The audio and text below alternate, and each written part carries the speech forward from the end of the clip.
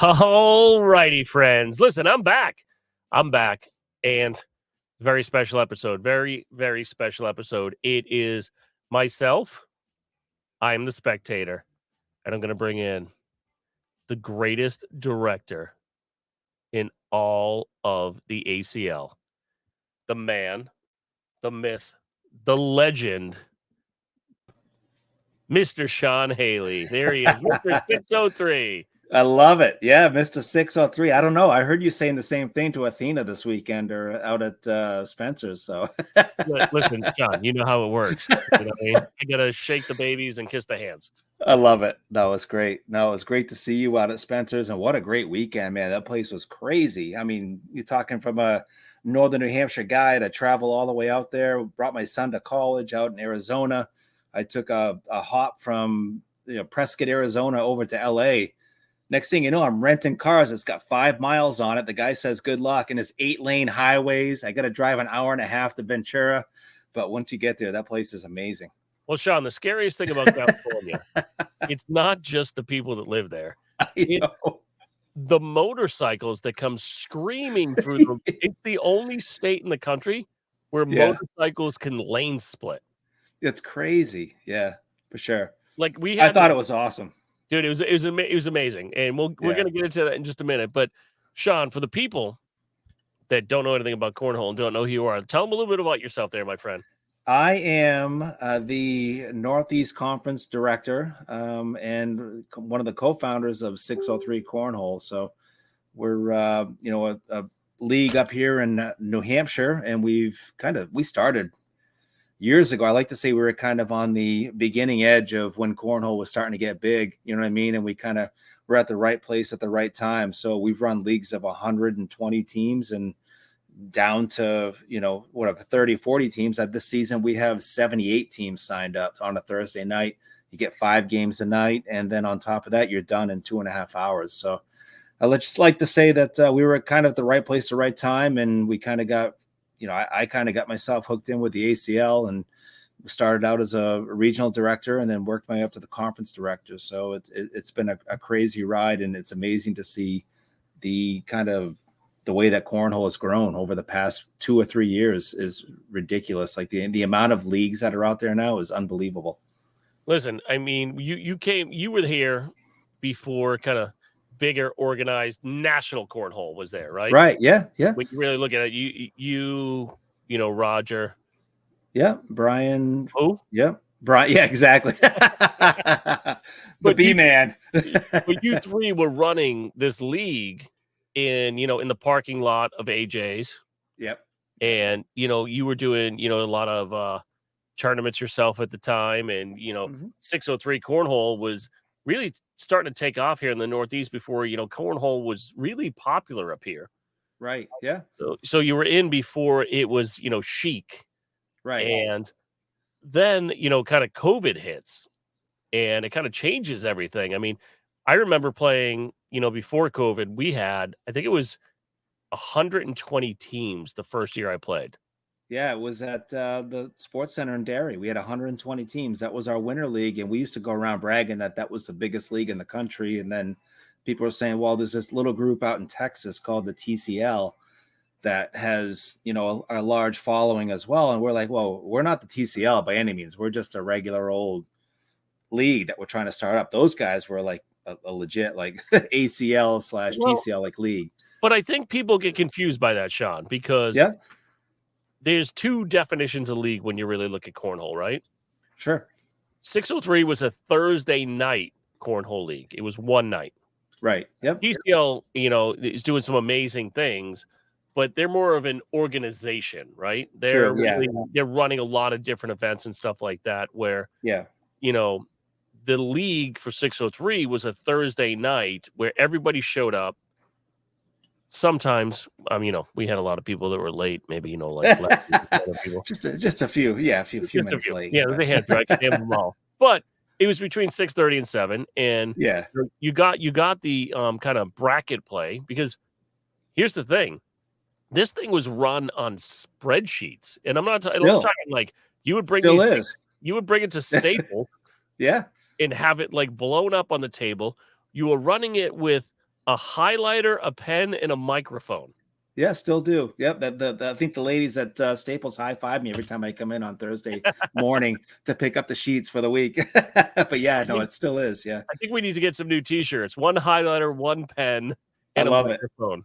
That's a great idea. But and the thing with it was when the first season I played there, and the three of you kind of pulled me in. And you like, just so you know, this ends in like 2.5 hours, and I was like, the only way this ends in 2.5 hours is if you take the F out of way. Yeah. Yeah, because there's no Yeah. effing way this thing is finishing that quick. But Yeah. honestly, the three of you just rotated through that table and just start calling people up. It's like, oh, we need you on board 6, board 72, board 3. Like it just Yeah. moves, and everybody understands what's They going on. do. Yeah, which is great. I mean, that's half the battle of making the league successful, is that everyone kind of bears with us, and they realize, and if they see an open board, they're like, hey, board 10's been open for like 5-10 minutes, and that helps move things along, because I know the boards could sit there empty for an hour before someone would come over. So at 6:03, you put me out in no man's land at board 13. Yeah, exactly. And I felt like it was an hour walk back to the table just to say the other people didn't show up. Right. Yeah. No, it's crazy. But no, it's amazing. And I know that there's other leagues. We got Corn Stars. I've talked about with the other podcasts that I do. Corn Stars has been huge for New Hampshire. They got a big social following, and the one stop out there in Candia, and they got Phil with Custom Woods and the Currans. That place looks amazing. And then now I'm hearing word of John up in Big John up in Maine, John Clark up in Maine. He's got 120 lined up for the fall. So, well, between the barnyard and Candia, yep, in turfs, yeah, with Big John. I mean, honestly, the sport is growing and growing and growing. What I love about turfs and I love about the barnyard is when we play at 603, you kind of play to get seated and you can move up and down, right? yep. So a team that might be considered social, not competitive or intermediate, could end up one week playing some killers. Yeah, no, for right? sure. Yeah, yep. Because it's all based on your record and points. And it makes it, to me, I love that because it makes it more fun. But what Corn Stars and, the Maniacs are doing is, they're playing different divisions and Right. really starting to bring a lot more backyard players in. Mm-hmm. So, for lack of a better term, because Scotty No used to say this all the time, and it drove me crazy. It is really growing the game in those areas. Yeah, no, and I think anytime you can have a league that brings something that's not intimidating for the social players or the backyard players or the players that are new to come, I think you're doing the right thing for the game for sure. And to be able to have a league that can accommodate social players, you're not intimidated to show up. Maybe the first couple of weeks you get waxed, but then once things kind of work themselves out, you're playing where you should be playing. And I honestly haven't been to a cornhole league where people aren't receptive and happy to have you there and helpful and want to give you tips or just welcome you to be there. So it's not like one of those things where you show up and you're not welcome or you don't feel welcome or you feel intimidated. So I think that's kind of a recipe for these leagues that are growing up to the 120 teams and whatever is to be able to be open and to allow some of these kind of newer players in. For sure. Well, I think it's definitely the growth of the game. I need to talk to Ben from Scoreholio. Yeah. Because there is one stat that was never tracked for me on Thursday nights. It was how many buckets. Yeah, exactly. We got to add the buckets button there. So it's just a button. Every time you hit it increments by one. Listen, the bucket button. That's good. Listen, I like that. I was crushing many, many buckets at AJ. I like that. That should go into the SPR as the bucket. So if you have like 2 buckets, then your SPR is going to be elevated by a couple points. Yeah, you should shave some points off with the bucket score. That's awesome. But that's good stuff.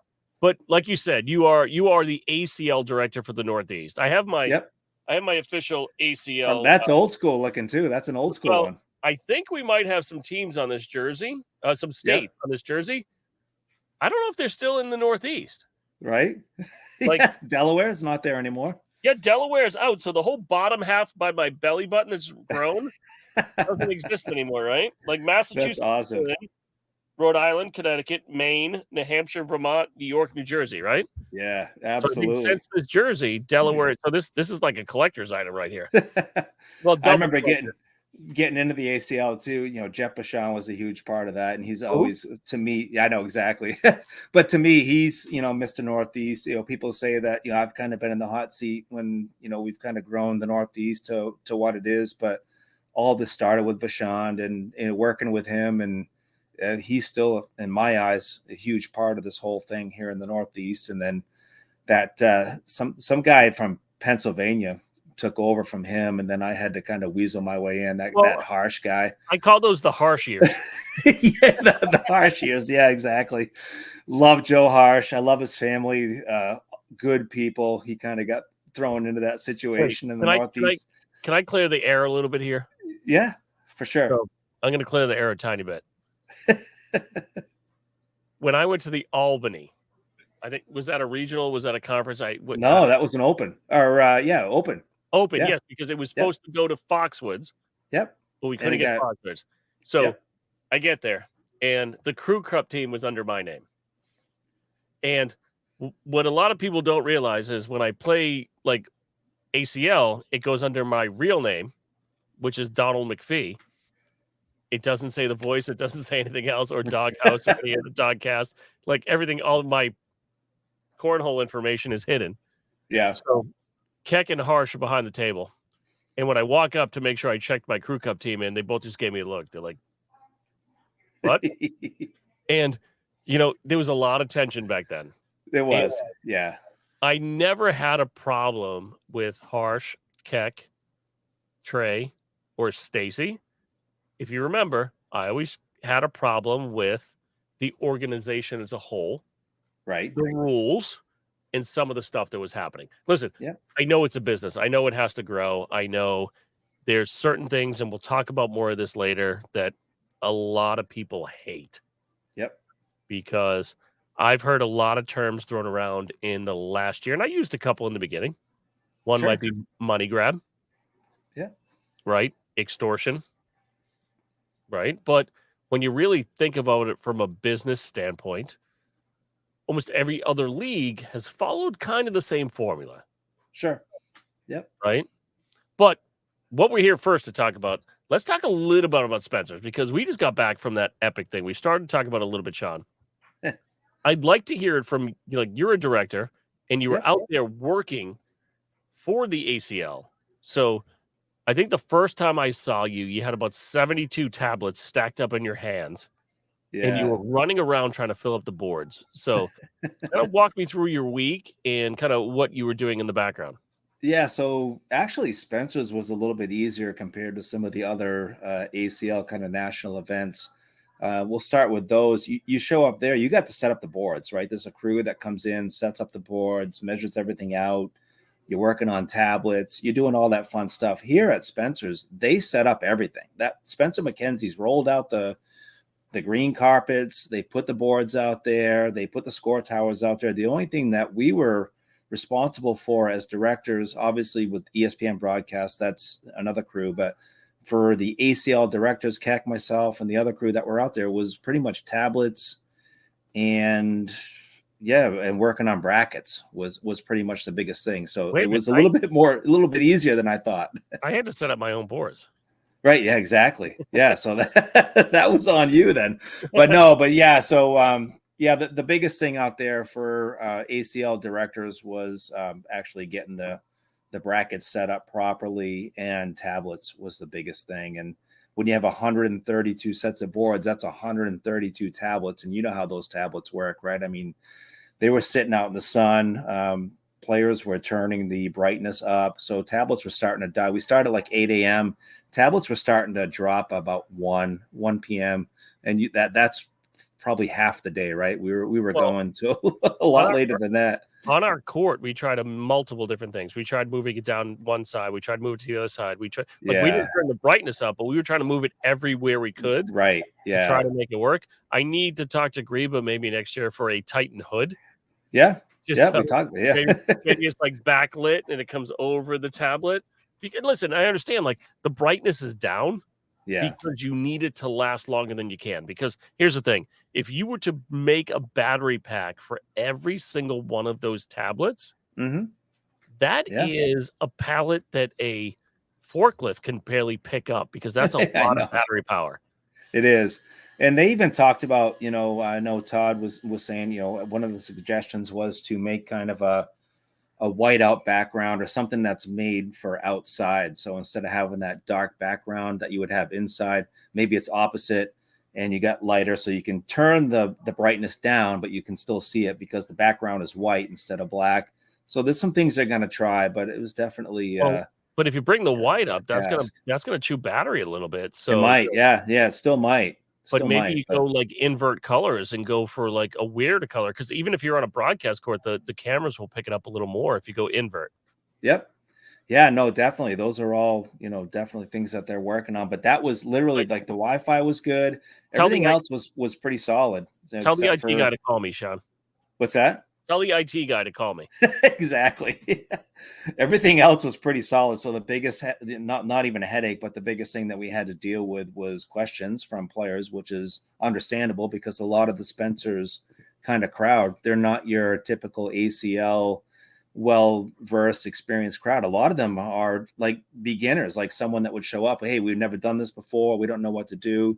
So he had a lot of questions about that, and then on top of that was just the kind of tablet battery stuff. So I think if the questions I didn't mind at all, and even the tablets I didn't mind. It was made it a little more work than what you'd expect, I guess. Well, but when you've got that many teams, Yeah, you're gonna have a little bit more of a workload because I can tell you right now, for just sure. from my standpoint, because I was a spectator, I was just there Yep. to kind of, I was there for the Titan live feed, and I was there to just kind of walk around, make sure people knew that the Titan tent was there, the West Georgia tent was there, and then just kind of hang out with all the friends. But we had a couple internet issues, Mm-hmm. but some of it was like somebody kicked one of the plugs Yeah, behind us.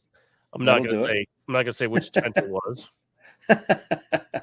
No, but we lost a little internet in the middle because listen, we were sharing a lot of feed right there. Right. We had 3 live courts back to back to back. Yeah. We did have some, I couldn't find the swap button to move the teams over because it Yeah. was so dark. Yeah. I couldn't move it over. I literally walked it over to Wally and I'm like, "Can you help me with this?" Because I don't use the ACL app a lot, right? Yeah. Most of No, the I time know. when I'm playing an ACL event, I'm like, I will grab the bags all day. You play with the tablet. Yeah. Yeah. Because I'm used to playing a different software. Sure.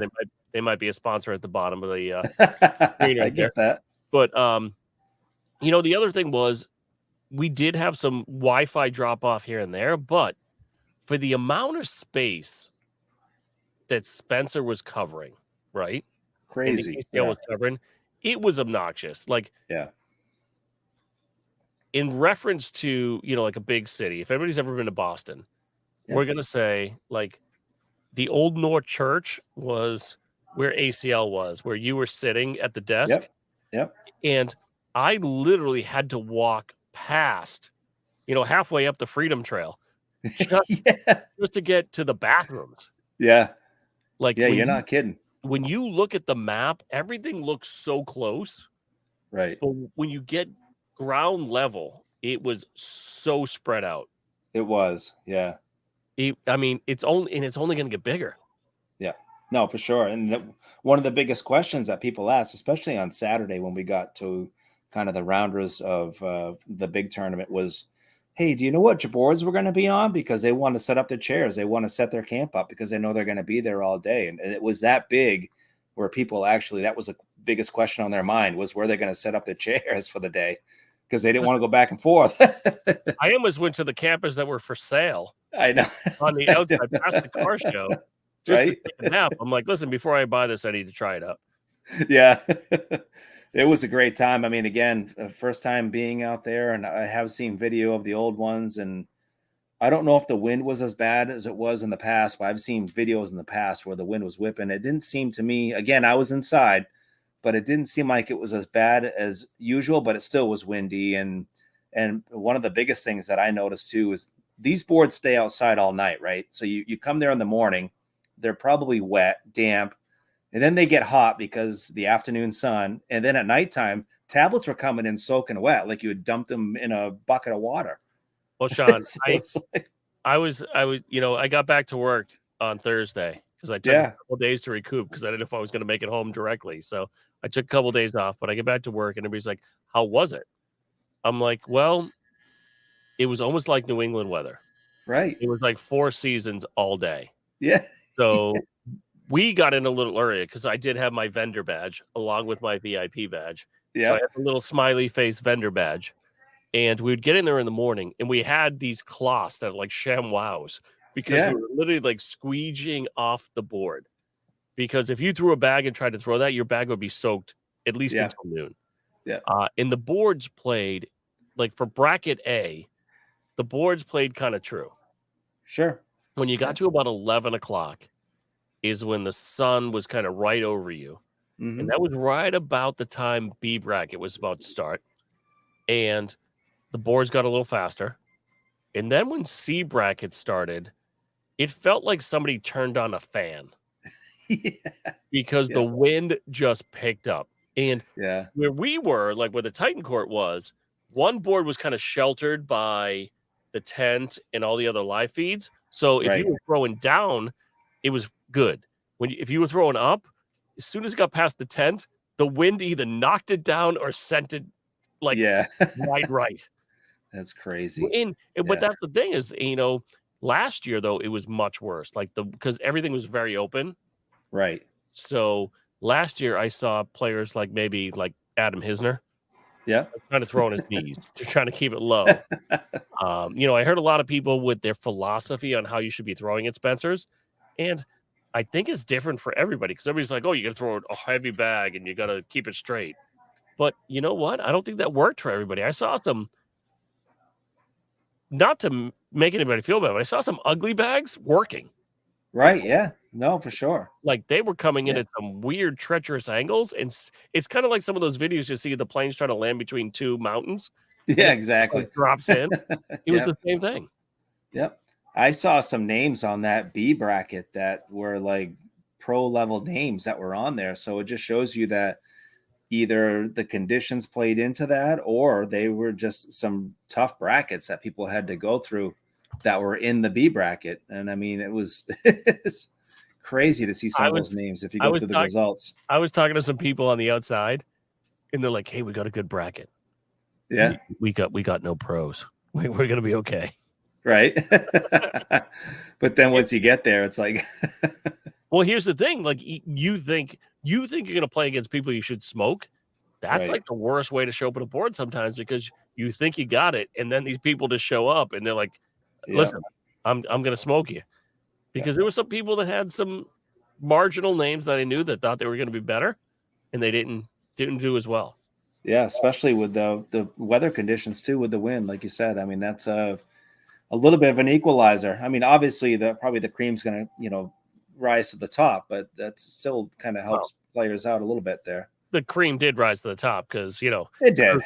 You saw, Cup doubles was won by, the greatest team ever. But but from a spectator standpoint, for me, like, I've been to a lot of different tournaments. I mean, I travel around a lot. Yeah. But for me, just going there was amazing because there was so much to do this year. Like I was there last year. Last year was my first year. And then coming back this year, there was so much. It was so much more fun because there was the car show. Mm-hmm. I'll have some videos coming out. I actually talked to one of the guys that owned one of the trucks and he brought it up and down for us. Nice. But the car show was amazing, especially the amount of old school Broncos, Sean, that were out there. Yeah. There was an entire row. I think it was like 30 of them. It was crazy. Yeah. That was crazy. Yeah. I mean, I fell in love like 72 times. I wanted to buy every car there. The biggest thing too is that the number of names that came up from the Northeast, right? That place was packed. So people are spending whatever it is to get out there, and they're from the Northeast, and maybe they're advanced level players, maybe they're competitive, but they went out there for the experience. So that just tells you the kind of event that Spencer McKenzie's is that these people took time off from work and spent the money to get out there, even though they know they have no chance to win. But we did have some Northeast players that finished pretty high.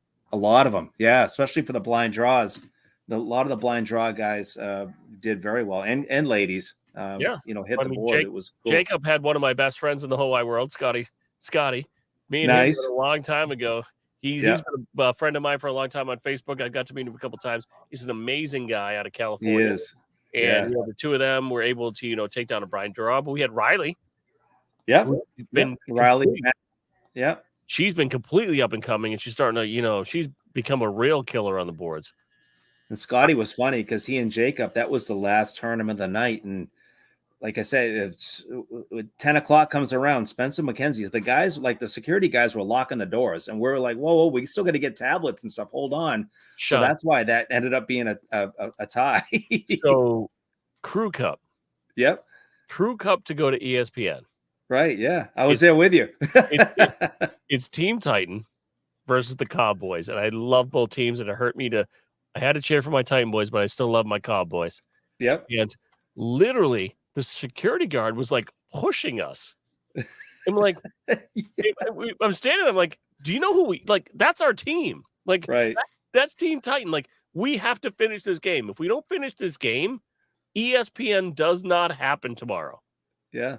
And they're like, yeah, we don't care. We got to go. I'm like, we need to see your, everybody's like, we need to see your boss.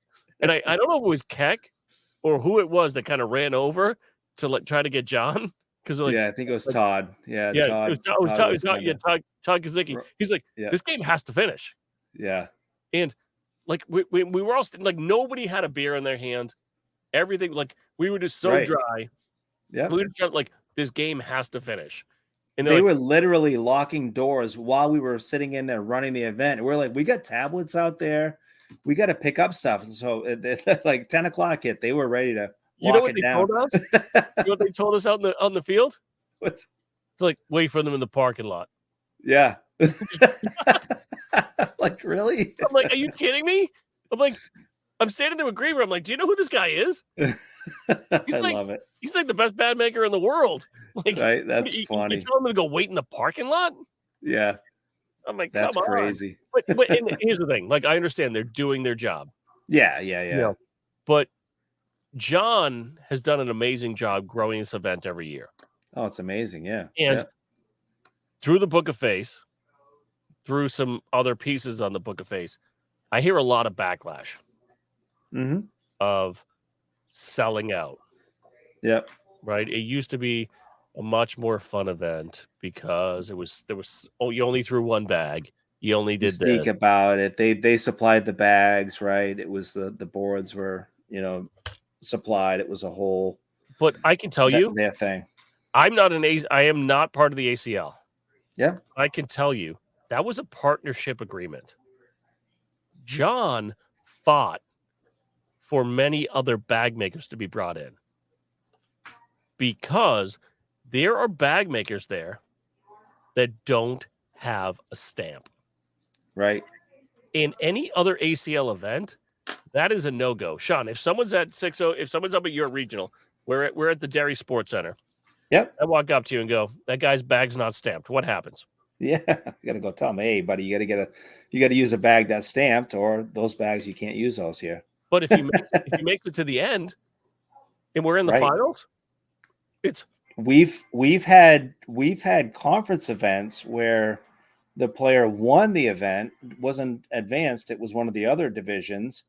And they took a picture, a win photo with the bag that was not on the approved list. What do you do at that point? I mean, you can, kind of take their money away, but still, no, I mean, at that point, nobody challenged it. Here's the thing. Right, exactly. No one said anything the whole time. I paid $100 to read the rules. And everybody keeps telling me they're free. Wait, remember when it used to be $25 to pay to read the rules? everybody tells me they're free. They're on the front page. I'm like, whatever. I paid $100. I love it.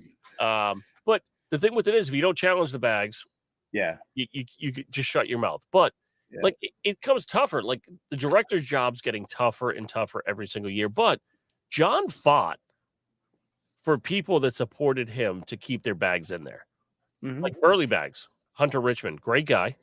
His bag's not stamped. He right now is a smaller bag maker, killing it in the mini game. Sean, I've got a lot of mini. Next regional, we're setting up mini lane. I have a whole runner and 3 sets of boards. We'll set There you that up, go. and I'll bring out the mini bags and see who can beat me. But right. he's really trying to help out everybody around him that's helped him get to this point. Yeah. So, when people say it's an ACL money grab, yeah, they're gonna make some money. They're a business. Right. Yeah, for sure. Yeah. They got to make money. Listen, that thing is not cheap to put on. No. So, last time I heard, and I don't know if the number has changed, but this is the number I have. For each night of broadcast, it's a minimum 40 grand every night for broadcast. It might be. I'm not even sure about that, but I mean that would make sense to me if it was. It's probably gone up, Sean. Yeah, it probably has. Yeah, that was like 2 years ago numbers. It was 40 grand a night for the broadcast. That was just to get the hour. Yeah. Now we're running almost 2 hours, right? Right. Yeah. The 2-hour events, and I think the biggest thing for Spencer's bringing in the ACL, and again, I'm the conference director, but I'm not privy to these behind the door meetings, that type of thing. I'm just kind of like I get more information than you do. Right. Exactly. I get to know more. I just kind of take it in, but I think obviously the part that makes sense for Spencer McKenzie's is to back the ACL, because the ACL is going to be ESPN. You're going to get some limelight. You're going to get some national broadcasts. You're going to get some run, the national, TV wise. The smart thing for Spencer's was to bring somebody else in, because he had to partner to get bigger, right? Yep. No matter who it was, he needed TV rights to make it bigger. Right. Spencer's was fun. It was very homey, but without TV, it wasn't going to get to where it is today. Right. Right. And I still felt like they were running the show. I mean, John was on the stage. He was making announcements. Those guys were making announcements. They were kind of running everything. I think when it came to ESPN, that was more of the ACL side and running the event, which I'm sure they were glad to get that off their plate. I'm sure he didn't want to be sitting there or dealing with people asking questions or whatever. So why not have the ACL come in and do that? It's already set up for that. Here's the thing. I asked him one question. He's like, you need to go talk to the ACL. Yeah, exactly. Yeah, exactly. But then I asked him another question an hour later. He goes, yeah, go talk to my guy. Yeah. But on top of that, the bread and butter was, getting that ESPN rights and getting Spencer's name out there on TV and to have, Chismark out there calling some matches and exactly. It was a lot of fun, though. No, the thing with it is, I know Rob's been involved in it a long time, and I know he's been involved in it a long time. He was doing Spencer's as before he even started doing some stuff for the ACL. I know he was like a director and other stuff like that, but he was still doing Spencer's and everything else. And he does an amazing job out there, kind of getting the crowd involved and kind of hyping everybody up. But really, I don't think Spencer's has lost its charm. I think it continues to grow. I say in the next 2 years, you're not even going to be able to use the fairgrounds. Yeah, you might not. Yeah, I mean, look at it this year. When I forgot, because I was so busy trying to get everything set up, make sure everything worked. I wanted to go film the line. Yep. Because that queuing system is obnoxious. Yeah, I heard it. I mean, we had to delay some of the starts of the events because some of them there was a line that was like an hour long. I guess it was better this year than it had been in the past. It was way better this year, honestly, because the way people were frontaled in on the backside was way better. But I know by the time me and Wally were at the desk, Keck's like, we're not starting on time. Yeah. I was like, what do you mean? He goes, yeah, we're just not starting on time. I go, you mean because half the people are still outside? He's like, yes. Yeah. Well, and that's the thing. Like, honestly, Spencer's becomes a logistical nightmare because it starts to get bigger and bigger. Yeah. And without the partnership, I don't think anybody wins. No, I don't think so either. No, and nobody plays. Wait, is that backwards? No, exactly. but nobody wins because you need many, many entities in many levels to make it work. Yeah, I mean, we were for the main event, which was probably close to 1,000 teams. We were sending check-in texts the night before. That's how I woke up. So I might have had 2, 3, 72 adult beverages. My goal for and the 7-layer dip on top of that. We did have the 7-layer dip. Yes, we did. I talked about that all weekend. We did crush that. I think Saturday or Sunday night. I forget what night it was, but. We woke up in the morning and Bruce Hawkins, who who works for Titan. I'm like, hey, did you get your text? Because usually it comes out in the morning. Right. I was used to waking up, 7, 8 o'clock in the morning. My text comes through. He goes, we got that last night. I'm like, what are you talking about? Like, that doesn't come out that fast. But I understand why it had to come out the night before, because there were so many people. Yeah, there was 120, 130 different brackets that we had to run. So I was in charge of actually all of us were in charge of 25 each. I love the our tirade. job. Yeah, I know, right? So so we were just kind of going through and kind of weeding out people that opted out or didn't check in, and that was kind of the thing. But 25 brackets for each director is what we ended up doing. So well, I did have a little controversy on my court. Yeah. I think you were there for it. When I walked up and I'm like, team hasn't shown up in like 15 minutes. Yeah. And, at that point, that technically should be on the clock and forfeited. Yeah. Let's give them 5 more minutes. And somebody at the table said they should already be done. I'm like, I'm going to give them 5 more minutes. Yeah. And then literally, as soon as I walked back to the court, after I forfeited them, because I was like, all right, we're done. Because it was like 23 minutes.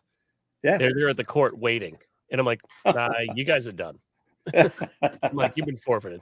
Yeah, that was the whole thing. I mean, in the past, it was, especially with Spencer's, it was like 5 minutes and you were done. I know we were a little more generous where, hey, if someone came to the table, be like, all right, walk back to the board and then punch in 21-0, give it 5 more minutes or whatever, and then we'll go from there. But yeah, no, definitely there was a lot of that was happening. And a lot of that too is attributed to the huge atmosphere that it is and being so far away. But also there's a lot of people that are not versed on the ACL software. There was a lot of newbies. Let's just say that were there too. I'd have to say, like, if I was to put a percentage behind it, I would probably say 70-30. Yeah, no, that's fair. Yeah, I would say 70% of the people kind of knew what was going on. Yeah, about 30% was new. But you think of that number, you're like, that might be a little small. But honestly, because the amount of people, right, that 30% that's what it is. Lower. Yeah, like I still say one team that should have got an award was Team 808. There you go. Well, because every day they showed up and showed out, and they were there first. It was they were there first. I see them. They were there, the first ones in the place, and probably the last ones out. But John, they coordinated every day. Yeah, it was like, if you remember, was that Clint Eastwood movie where he would always when he was the drill sergeant, where he always had the T-shirt, and if they didn't match him, they had to leave. Yeah, it was like that. It was like literally they showed up and like one day they all matched with the blue shirt, and then it was the hot pink and blue shirt. I'm like, I can't believe, like, they had like wardrobe changes. It was amazing. Yeah, it was awesome, and they were the most amazing people in the whole wide world. And I know, like, a lot of their families and friends are going through a lot of stuff, so I hope everything works out for them. But they were there, and they were some of the happiest people hanging out, taking pictures. But they do get the crew award for sure. Yep. Second is probably Arizona. I saw Athena took that picture of the Arizona crew that was there, and they probably had no less than 100 people that were there representing Arizona. So I know the Northeast kind of balled out too, but I mean, that was 808, like you said, was ridiculous. Here's the one thing I love about the Northeast. We had a lot of people there. Yeah. But we're all kind of angry with each other, and nobody got together to take one group picture. Exactly. No, I felt like I should be the guy because Athena was like setting up the Arizona crew, and I felt like I should have been the guy. I know they got like a regional, like a state chat going on, and I'm like, I felt like I should be that guy, but we need Jeff Basham back in the helm. Well, no, that guy can run a tight ship. John, here's the thing: if you look at the Barstool Pizza thing that happened a couple days ago in Somerville, my home city. Your wife's home city. Yeah. Where he's out front and he's eating the pizza, and the friggin' owner comes out, he's like, fuck you. Like, that's it. Yeah. That's the Northeast. Like, if you want to know what the Northeast Conference is like, just watch that video. That's it. Those guys all know it too. I mean, I know Todd and Josh, and they know what the Northeast is all about. So it's a tough mess with one of us, you get us all. Exactly. I mean, it's an amazing conference, and all the players are great, but it's tough. We got a tough group of people. Here's the thing: you were thrown into a very tough situation. Yeah, you took over from a legend. I did. Literally, Jeff was one of the 4 pillars of the Northeast. Yep. No doubt. it was Jeff running Yep. everything, but he had Andy. Mhm. He had the angriest little troll in all of cornhole, Tim Grew, Yep. and he had Prue. And those were like the four. Those were the like originally part of the Those are first four yeah. of the ACL when you really look at the pro division. But Jeff was kind of the glue. Yeah. And you had to come in with duct tape, a staple gun, and some other Well, stuff. Jeff was tied in with like Sean with like he did a lot of work with like the national ACL stuff too. So it wasn't like that Jeff was just a director that was in there. He was working with Sean on software improvements. Maybe he wasn't developing, but he was giving them ideas, and he was really close to all those guys. And and to be able to jump in and to follow him was I mean, I followed Joe Harsh, which that's to be said for itself. But that makes it easy, right? Yeah, Joe Harsh is the one that took over from Bashan. But no, I love Joe. I love. I mean, and he got thrown into a really bad situation because but he also was it was hated tough for on. him too. But he was running Yeah. 2 regions, Right. Yeah. so it made it I don't even know harder if they for him. just didn't know. I mean, Bashan was enough. Bashan and I worked together that year. We ran one of the conferences at the Sports Center in Derry. So, I mean, we knew that we could get it done. But I don't think that Jeff was even there for Cleveland. He right. set up half of those boards. Yeah. It was supposed to be the largest open in ACL history. Yeah. And then the world shut down. Yeah. And, it's tough. But the one thing the I want to largest opens now are all the Northeast, right? Like Tiverton, like back-to-back years, crushing it. Well, let's talk about that a little bit because I've heard a lot of haterade, a little Taylor Swift haters gonna hate about the ACL doesn't bring the schedule out early enough. Right. Yeah. And here's the thing, friends. I'm gonna let you in on a little secret. Sean might not know this, but a lot of it's based off of exposure. Like, can I get the venue? Right. Can I get some ESPN time to keep everything moving forward, right? Because everything the ACL is trying to do is exposure, trying to make it bigger and bigger and bigger, right? Definitely. Yeah. But each one of these is driven by a lot of different factors. So we've released all the way through New Year's Eve, Sean. Yes. Well, I say we, like I'm friends with Stacy for 2 days and now I'm part of the organization. You're in. Yeah. Hey, you got backstage for the broadcast. You're in. Backstage. And then I took a picture with the security guard that told me I couldn't get in. But we have all of this. So let's go through this, Sean. Ready? Yep. And it's pretty quick because it's less than a month away, a month and 5 days. Yeah, October 6th through 8th. Yeah. Number 1 brings it back to the mothership, Sean. Yep. In Rock Hill, baby. Rock Hill, South Carolina.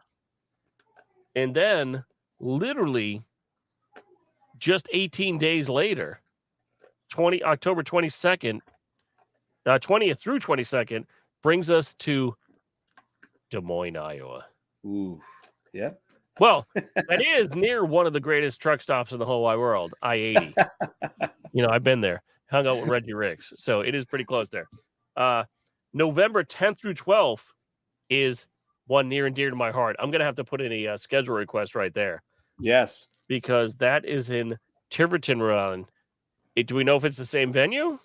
It is. Yeah, it's at the Tiverton Longplex. That place is amazing too. I mean, I would run all my events there if I could. So it's just a great facility, and those guys are great to work with. It's the only thing that's kind of a drawback for that place is parking's tight. But other than that, they have a bar and a restaurant that's on site, and they can deliver food and stuff down to the field, and the fields are beautiful, and it's just a nice place. So I love myself some Longplex.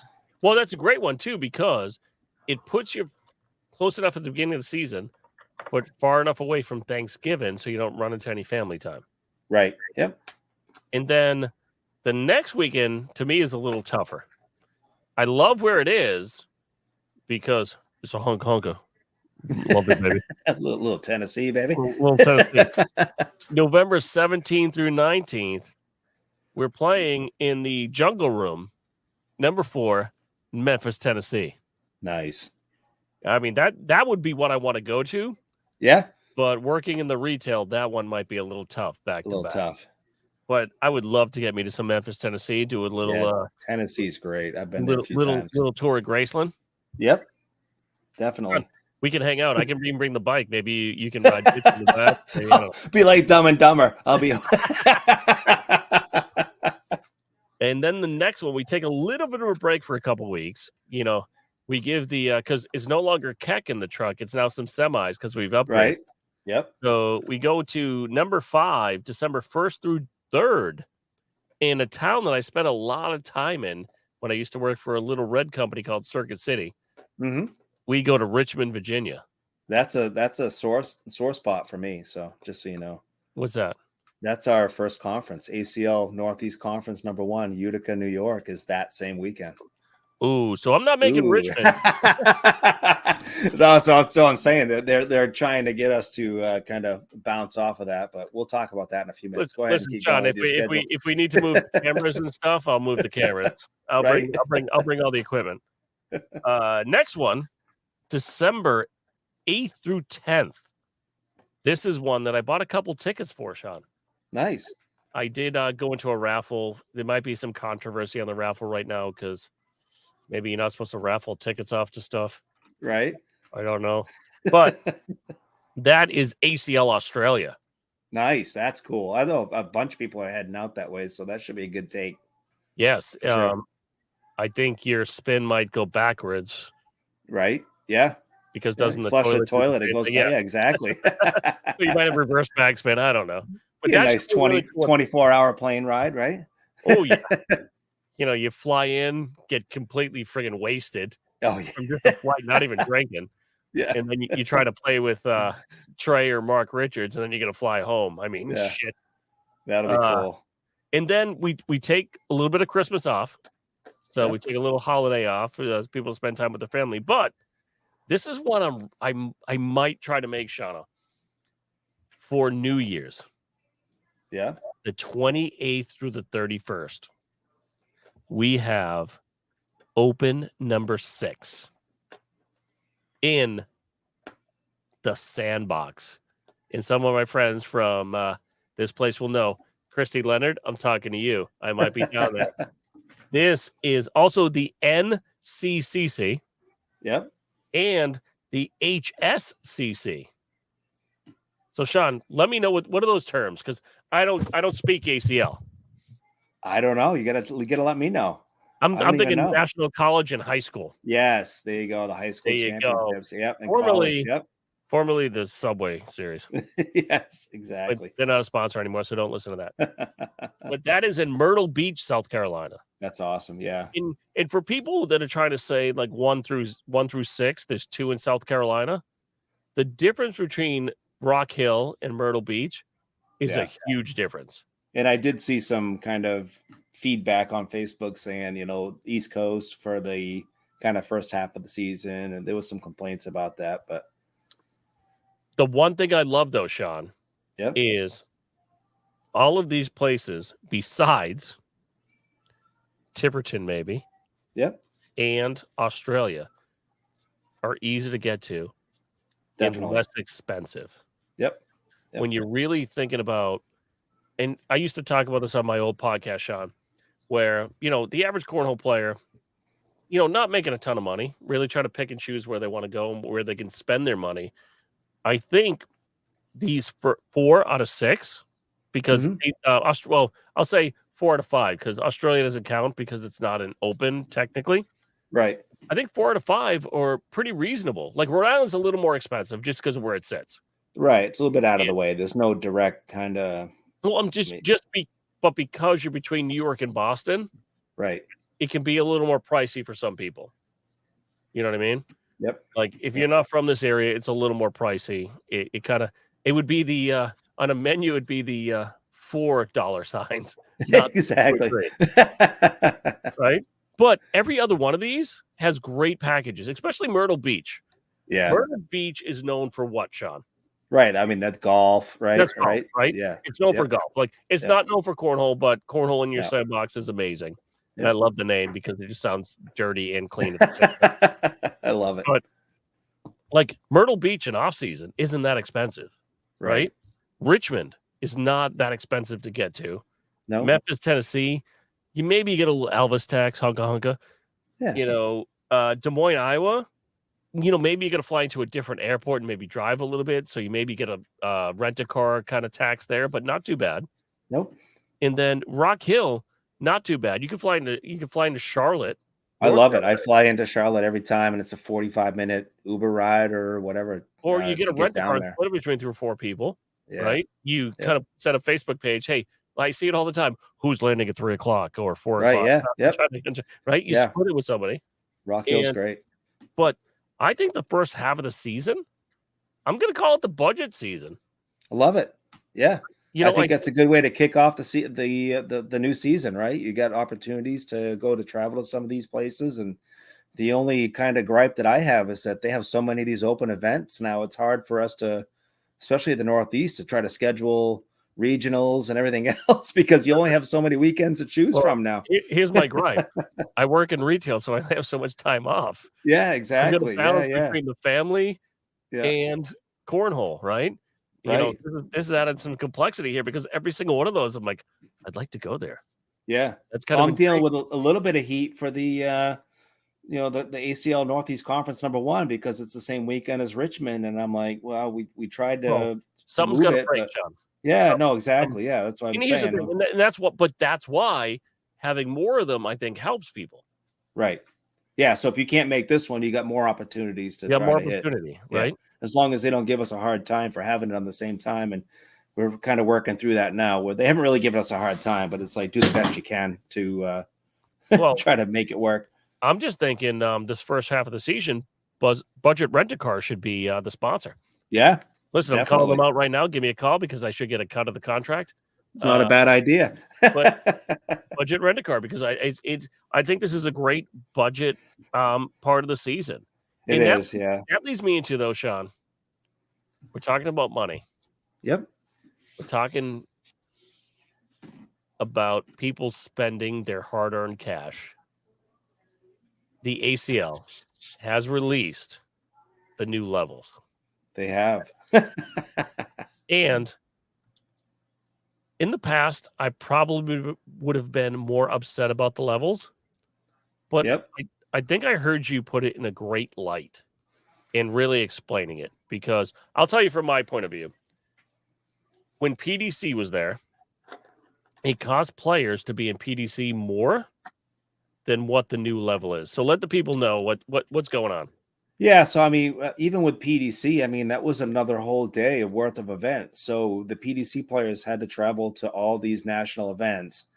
They had to partake in the stack bracket. They had to try to qualify to make maybe 1, 2, 3, or 4 spots. You know what I mean? So this new diamond level, kind of membership level is going to allow players to just sign up to kind of be a PDC type member. I don't know if you have to qualify with a certain PPR or not. I haven't seen what the restrictions are on that yet, but the diamond membership is going to kind of replace the PDC. So it allows you to partake in kind of qualifying event so that like anybody could, like you and I could show up and say we get hot one day and we could go through the field and we can maybe land ourselves one of the 1 or 2, 3, 4, 5 spots into the pro event. I mean, you're probably gonna have to play the 1 or 2 seed when you get in there, but still it gives the everyday player kind of the opportunity to kind of throw their hat in the ring and kind of get some big time exposure. And I think it's going to be a big hit. I know people are kind of crapping on money grab, that type of thing, but I think there's a lot of people that are going to say,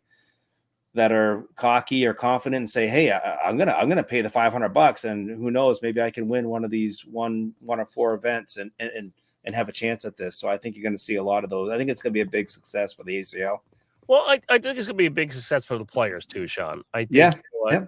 Here's the thing. If you have the dream of being a pro, listen, I'm not a pro on the boards. I'm a pro on the mic. Yeah. But, I love the idea of diamond. It's just not for me, right? Right. Yeah, for sure. I mean, I don't have the time or energy or even the game right now because I can't donate enough time to getting better. So I'm a platinum player all day. Yep. Because here's the thing. I know I can play in open and still score my points, win a couple games, and still be up at the top. Right. This year was a little tougher for me, so I didn't make the top 100, but it doesn't matter. I'm a top 2 in your hearts. Exactly. I think this is great for someone aspiring, right? I mean, Yeah. I've seen 852 posts in the last 48 hours of I'm a open player that needs sponsors, and I'm Right. going to be really good, and you can sponsor me because I will bring something to your brand. Like, and you'll never hear from them again. You know what I mean? You'll get that one post on Facebook after every event with like your Facebook link on there or something. But I think the good thing about this, even if they get one sponsor and get like $300-400 back, oh yeah. just the power rankings and the stats that you'll be able to put out there from a numbers standpoint. Mm-hmm. Like, I think Diamond right now is I think I'm going to call that Moneyball. Yeah. It is literally, I refer to Moneyball as Jonah Hill and Brad Pitt, but they were real people that did it. But you get so many stats there that you may be able to turn that into something. Yeah. I think it is. I think it's a stepping stone. I like it better than PDC, to be honest. I do too. Yeah. I mean, the PDC players, you could ask any of them who maybe didn't get the limelight that the pros did, but they still had to travel to the same events and they had to participate in the same tournaments on different days, but they were there. So they had to get there all early. That travel expenses. Yeah, exactly. You paid and more they had because you had an extra day. Exactly. So this kind of gives them the opportunity to, hey, I'm going to go reach out to so-and-so and get a $500 sponsorship. And then, maybe I, hit the board, or maybe I make it, maybe I don't, but it's a $500 investment. Plus you got obviously the travel fees, but it's something that's more, it seems manageable. You know what I mean? Than committing to flying to Des Moines, Iowa to participate in the big thing for me right now is stack event. It's said that here's the biggest benefit I think that's in there right now is the last day to purchase Diamond. Yep. Is the day after Christmas. Okay. Yeah. So they give you the first. They give you the first half to figure it out. Yeah. Right. Here's the thing. I might have to call my new best friend because I stole his phone and cloned his number. But I'll be curious to see what the ACL contract is that they have to sign. So I'm assuming that if you do win one of those or whatever, then you probably have to do some sort of exclusivity, but I'm not sure. I'm just it might be like the old PDC contract. Right. Yeah. Yeah. But here's the thing. Like, I think this inspires some people at a lower buy-in level. Yeah. To try. Yep. And I saw something on the Book of Face and I thought it was ridiculous. I wanted to respond differently, but I realized who I was and I couldn't. With oh my God, this is going to kill the ACO. Right. Yeah. No, it's not. The just ACO, the opposite. It's the listen. Here's the thing: the ACO has a stronghold on a lot of the family and some of the other players, and I love that because here's the thing: competition breeds competition. Right. I know a lot of people were happy that a bunch of people jumped over this year, but those people were going to come no matter what. Like Jeremiah Ellis was going to keep going. That guy is a juggernaut. I got to meet him many years ago, and he's a great player, and he's only going to keep doing bigger and better things, but he was coming over no matter what because he has been on a tear for the last 2 years. But I think Diamond membership is different because if you notice, there's a black line right there, and it says that access to Elite after a signed contract. Right. So you can be in Diamond and not sign anything. Yep. But to be Elite, that's the higher echelon, which would be the PDC technically of last year. Right. That's where you'd have to sign some stuff. So you can stay in Diamond without what I've heard on the Book of Face, selling your soul. Yeah, no, for sure. I think you can I almost thought about buying Diamond. I haven't thrown a bag in 2 years, so Listen, just because I'm like $500 doesn't sound. I mean, it's a lot of money, but I was trying to think about it, and I'm like, nah, that's but the ridiculous. one thing people understand is what the money it saves you. Yeah, no, it does. Yeah, if you're at that level, like I could see somebody like Arthur. Yeah, I'm talking about guys that are local. Someone like Arthur, who probably back in the day, Pigeon, right? Like that guy could have been an ACL pro. I could see someone like that, ponying up to $500, Well, and Sean, you if know they who did wanted to really make a run at it, you know who did the haircut? there you go. Who you got? Shorty. Nice, yeah, Shorty, yeah. Shorty. There's a whole crew Well, of guys. well, but here's the thing. Listen, and I know this stings a little still, but Tornado, Yeah, Chris didn't make it in. all right. This is a great way for him to kind of get back in and make it to that elite status because I think he has it in him. He's just got to get back in there, because biggest change this year too is no more letters. Right. Yeah. That was a bombshell when Trey dropped that. Yep. You cannot get back in with a wing and a prayer. Right. You You have to qualify. Yeah. And there's some other stuff that's coming down that's going to be big next year that hasn't been released yet. So Sean, tell me about it. I know. I wish I could. I'm not privy to it. Yeah, but there's some big change. ACL is going through some big changes, and I think it's going to kind of blow people's minds. Well, even just heading into next year. Even some of the rule changes I love. Yep. Yeah. Like, you know me. I hated the step. I thought it was the most garbage thing in the whole wide world. And now you got to keep one foot in the box. But that also, for you, now causes complexity. It does. Yeah. And I heard some of the rule changes where I think the shot clock's going to change from the 12 seconds. It's going to be an automatic 15 seconds. Wait a minute. I never called you out on the shot clock because I was too hammered and back in the house. Right. No, but I think that's going to be nice too, because I mean, Athena's 12 seconds could be different than my 12. You know what I mean? Like the 3 seconds. So I think they're going to make it a flat 15 seconds when do you hit in between, which could be good. Yeah, I count to 3 and then hit the button. You got 3 seconds. Did the bag come to rest? Right. Yeah. Well, so if it goes in the hole or off the board, it's an automatic reset. If it's sitting on the board, then you got to count 3 seconds off and then start the clock. So I think they're going to do a flat out 15 seconds for everything. And I think that's better too. I think 15 seconds. It's got to be uniform. Yeah, exactly. It leaves in, like, to your point, it leaves interpretation. It does. Yeah. Right. Josh Keck sent me into the Lions Den. He goes, "Oh, hey, go over there and officiate this this match." And I think it was Kingsbury and Damon Dennis, and they were no less than happy to see me show up there. The fans started heckling me. This was on a live stream court, and Damon Dennis is like giving me the third degree, asking, "Don't players have to ask you to come over?" And I'm like, "I'm just here to officiate the match. I'm doing the shot clock." That is one man. That is one man I do not want to piss off. Yeah. So the funny thing is, if you look at Worlds and you look at the championship on whoever was streaming that one, you'll see Damon Dennis throws his bags down on the board, and that's because I went over there to run the shot clock for that that game. And I'm like, I don't get paid enough to Sean, deal with that stuff. we might not be friends at the next Open if Damon is near me. Right? Yeah. They had a little bit of a sense of humor. I did, like, the second round, I called Kingsbury on a shot clock violation, and then he kind of looked at me, he gave me a thumbs up the next time around, and so they were having some fun with it, but they definitely weren't happy to see me there. But yeah, I mean, having something that's more streamlined and would be better. More uniform. Because I'm going to say, next time I see Damon Dennis, I'm going to be like, that's that guy. I don't know him. Yeah. He was questioning me like I didn't even know the rules, and I'm answering all the questions. He goes, okay. I'm like, dude, I was told to come over here. I didn't sign up for this. That's a man that's going to question you.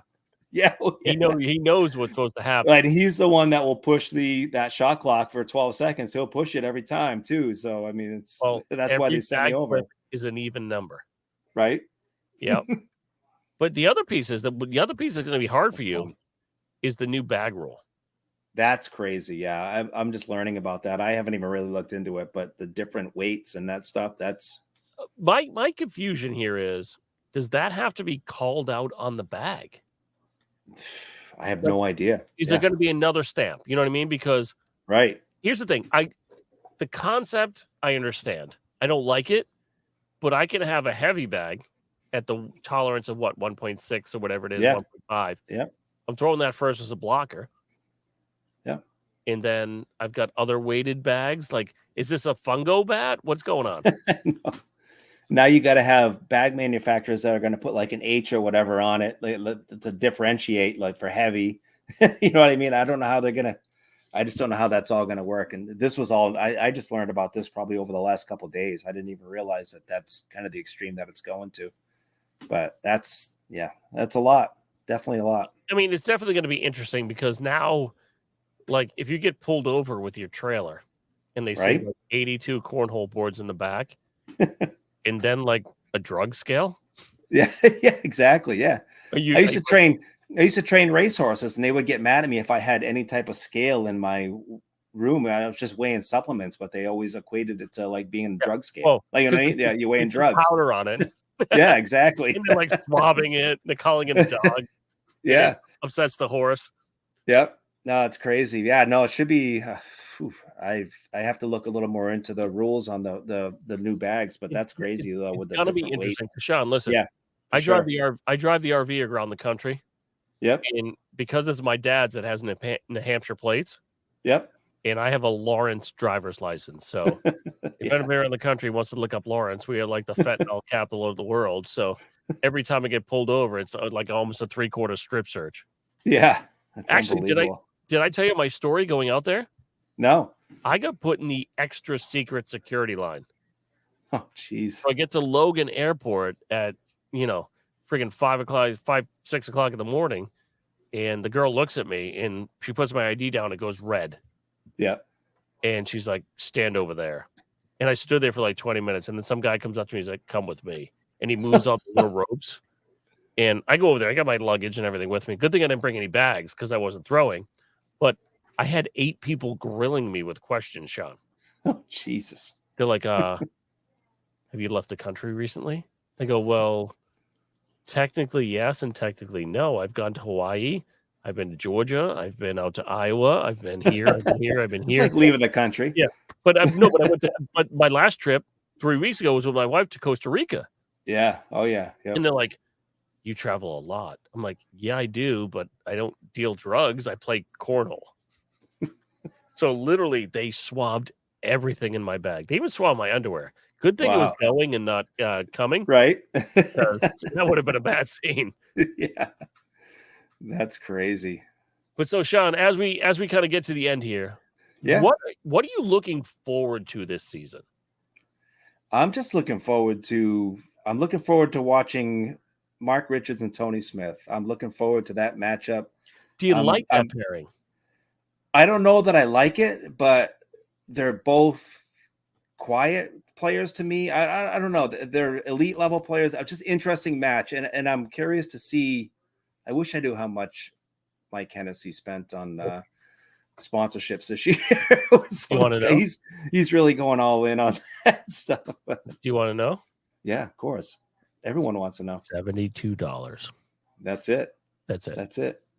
No, but I'm looking forward to kind of some of the pairing of these pro players. And as the ACL kind of grows within itself with the pro game, you see a lot of these players kind of swapping, jumping all over the place. I'm sure someone like Jacob Trzynski wasn't too happy that, Tony went another way.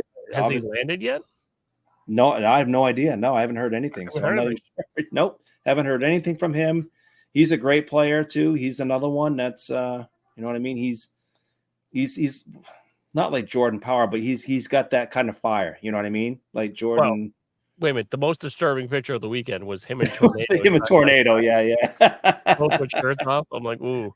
Yeah. So, I mean, he has what's good for the game. I know a lot of people will get excited. So I'm excited to see who he's going to team up with. I have no idea. I haven't heard anything, but I am excited. I've always been a big fan of Mark Richards, and I'm curious to see how those two are going to throw. I mean, Tony's just been on another level the whole last year. My biggest question is, what bag are they going to throw? Right. Yeah, exactly. I'm assuming. Yeah. Mark is a fast bag. Yeah. And Tony is kind of a medium bag. Like his contrabands, he could flip those.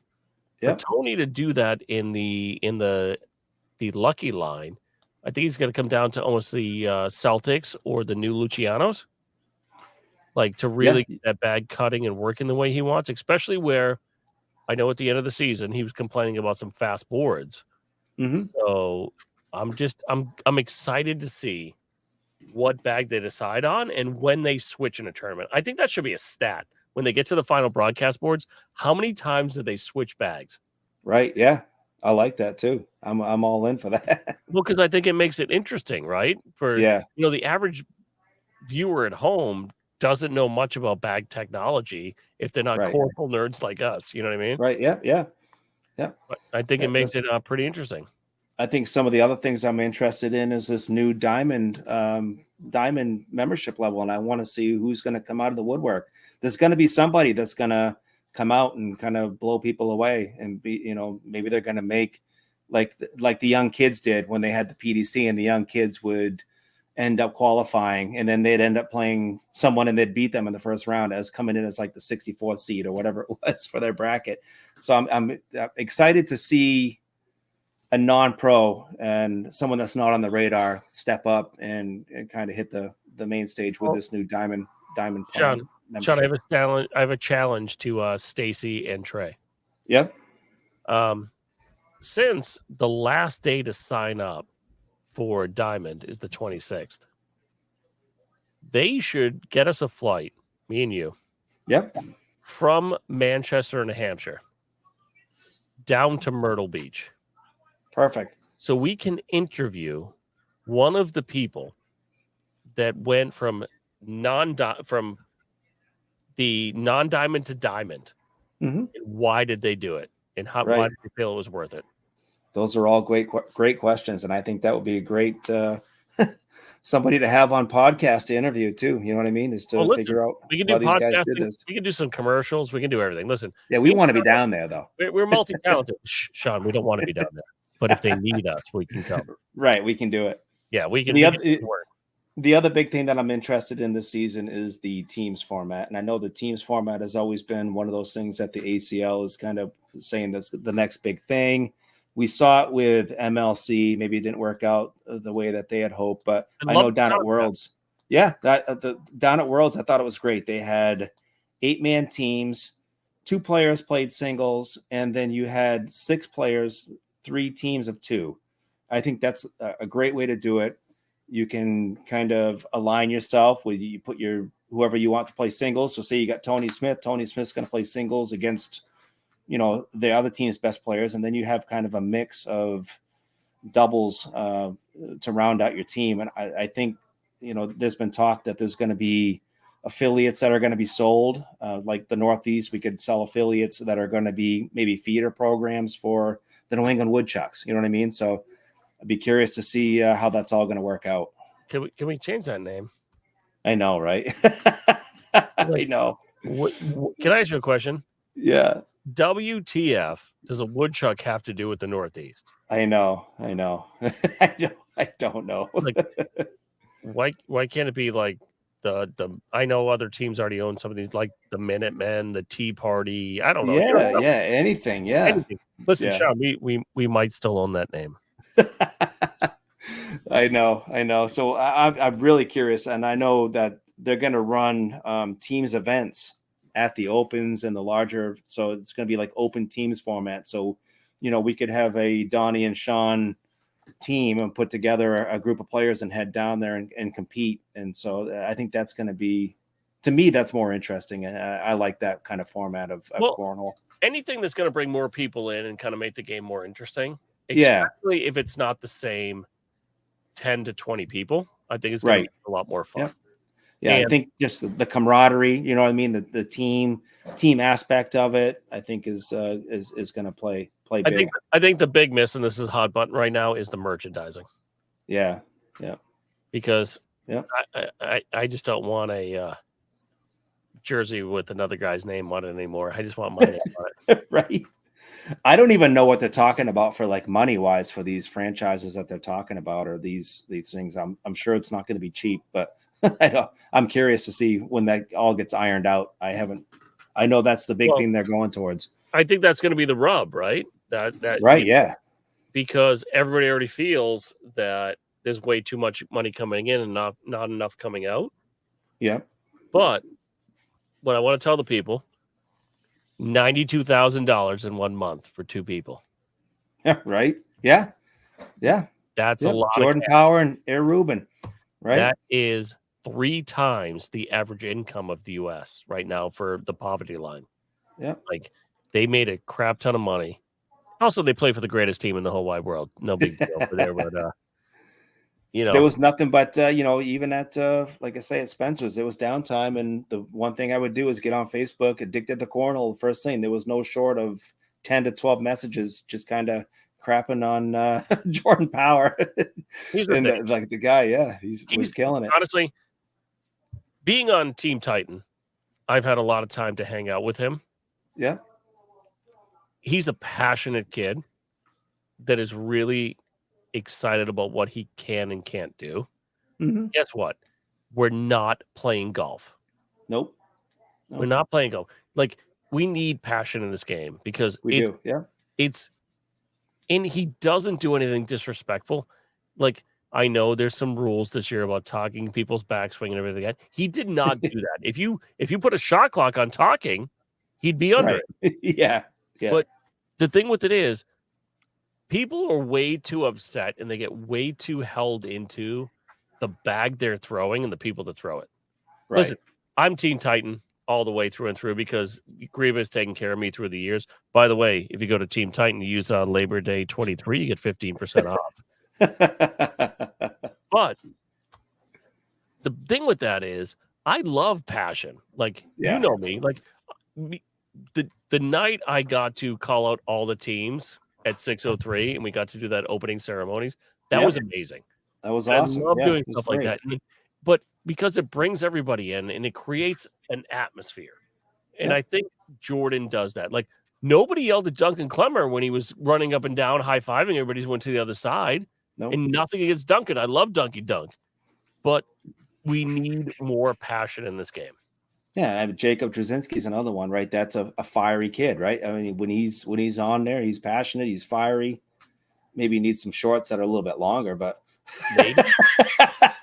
but no, he's great for the game. People love it when he's on TV, and he was a perfect kind of compliment to Tony, because I always saw Tony as kind of a quiet, you know what I mean, like stoic type figure, where Jacob was kind of the opposite. And he's coming out of a shell a tiny bit, but he is. Yeah, no, he has. That's why I was hesitant to say kind of quiet, because he has come out of his shell a little bit. But those two were. Yeah. But if you look at where he was to where he is, you're going to celebrate. Right. But when you think about Tony versus me, he's still pretty quiet. Yeah, exactly. Well, nobody's as loud as I am. I mean, he's been doing, live look-ins and stuff when they're traveling, which is cool to kind of follow those guys to see what they're up to. That's where kind of sponsors come in, and we'll save that for another day. For sure. John, tell the friends. Yep. Tell them what's coming up for you. What do you got going on? I know you started week 1, but what else is happening? We started week 1 for 603 cornhole at AJ's, and loving that. We had 78 teams come out. We're excited about that. My next big gig is the ACL Northeast Conference Top 100. We're going to be at the schoolyard, and we're going to be there with Chris and Carrie, and that's going to be in a couple weeks. I know exactly, right? Yeah, they'll probably be jet lagged from Paris. Yeah. They're eating French fries right now. Right, yeah, we'll get that thing rolling, and then we're looking at this season. That's September. It's a second week in September. I think, 9th? September 9th. 9th is a pro qualifier. Yeah, 9th and 10th. Oh, damn it. I'm in a tournament with Parna. There you go. Yeah, so we'll get that thing out of the way, and then we're going to focus on the new season coming up in October with some changes. And again, for those that are kind of tuning in, the biggest changes are yet to come. We probably won't hear more about that until the following, as the season winds down. There'll be some shockers that will come out throughout the season. Yeah, for sure. So there's no doubt about that. But if you you're definitely excited to be part of the ACL. You know what I mean? I mean, it's polarizing, right? A lot of people are kind of talking about the money grab and that stuff. And here I am the Northeast Conference director, but I'm not worried about kind of calling it as I see it. Like, I'll talk about it and stuff. I'm not going to, play on one side or the other, but if I see something that seems off to me, I'm going to say it. So, well, here's the thing. What are they going to do? Fire me? I'm on the outside looking in, Sean. Listen, you got a buffer because if you go, I go. Yeah, exactly. Yeah. Listen, and here's No, the I thing, love like, it. honestly, I love what they're doing. I I will do too. never Yeah. stop challenging some of the Right. stuff I don't like, and that was a big conversation I had this week. But friends, stay tuned. There's big stuff coming up. We're gonna do a Yep. lot of these throughout the season because me and Sean are gonna kind of hang out. We're gonna do some stuff. We might even do at some of our conferences. We might do some live feeds. Or Love it. Love it. listen, this weekend I did a Chucky Love photo shoot. That was awesome. We might be doing a Sean Haley photo I'm shoot. waiting for the Sean Haley photo shoot to come out. We had a few photos that were taken. We but- did. Most of those were backstage, though, so people. Yeah, they were. They But were, but that everybody- was great. Stay tuned because there's a lot of great things coming up. Honestly, if you want to keep playing this year, honestly, you might have to play in the ACL because if you're not, second place might be up for grabs.